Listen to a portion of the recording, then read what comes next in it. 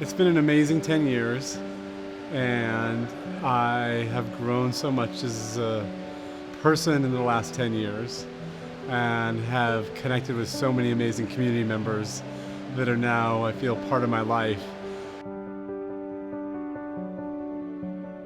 I'm really proud of what we've accomplished together. When I first decided to run for office 11 years ago, I had been a volunteer with the Sierra Club for a number of years and had worked a lot on environmental issues, especially around climate change, transportation, land use.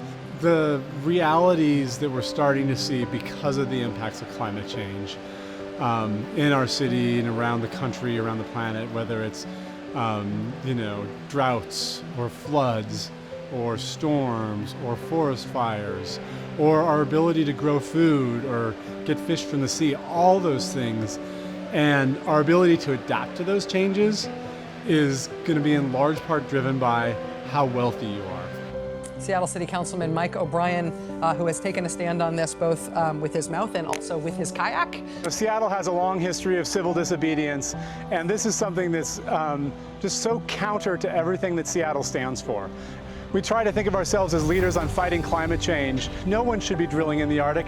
Our ability to adapt to those changes is going to be in large part driven by how wealthy you are, how much power you have.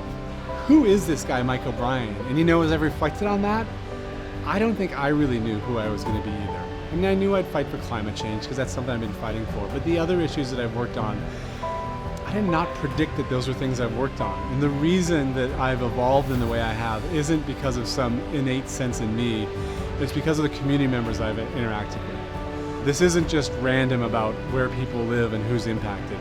This is by decades of structural racism that's been part of our city and our country that has led people to this point. And if we really want to undo the damage of climate change, we also need to undo that structural racism. They're intertwined.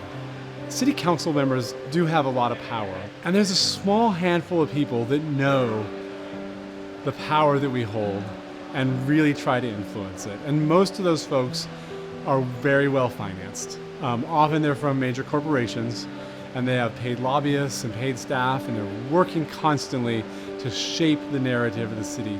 The problem is that it's disproportionate who has that power, and there's so many other people that are directly impacted by the decisions we make who aren't even aware that we're making the decisions, let alone know how to come in and talk to someone about it, or even have the power to think they're going to change the outcome.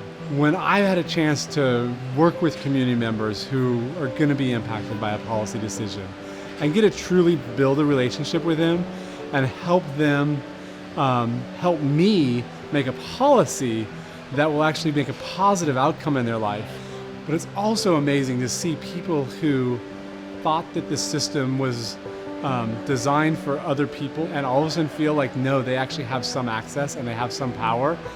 And all the things that now they may want to change in our society, that excitement, that spark you see in their eye, I got a list of things that I want to change now that I know at least a piece of how the system works.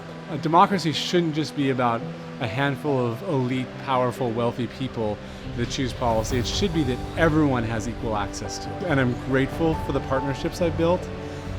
And I have also benefited personally so much from those relationships. And I come out of this job a completely different human being than when I started 10 years ago. But I want them to know that I got so much more out of that investment. And I'm just so grateful for the richness and the joy that my life has absorbed because of their investment in me. And I hope that I can someday pay that back.